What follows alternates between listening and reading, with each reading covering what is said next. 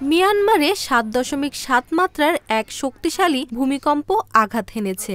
আজ শুক্রবার দুপুরে মধ্য মিয়ানমারে আঘাত হানা এ ভূমিকম্পে ইয়াঙ্গুন এবং প্রতিবেশী থাইল্যান্ডের রাজধানী ব্যাংককে ব্যাপক আতঙ্ক ছড়িয়ে পড়ে। এই ঈদে জামা জুতো অ্যাকসেসরিজের ডিসকাউন্ট।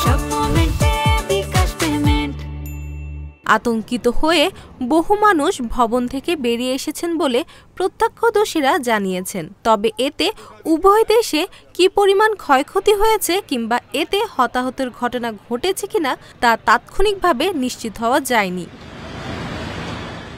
মার্কিন ভূতাত্ত্বিক জরিপ সংস্থা USGS জানিয়েছে ভূমিকম্পটি ৭.৭ মাত্রার এবং এর গভীরতা ছিল ভূঅভ্যন্তরের ১০ কিলোমিটার গভীরে। প্রথমবার আঘাত হানার পর আরেকটি শক্তিশালী আফটারশক অনুভূত হয়।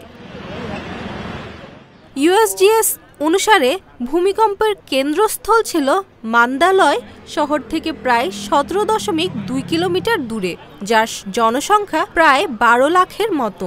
তবে মিয়ানমার থেকে তাৎক্ষণিকভাবে ক্ষয়ক্ষতির কোনো খবর পাওয়া না গেলেও ব্যাংককে ভবন ধসে পড়েছে।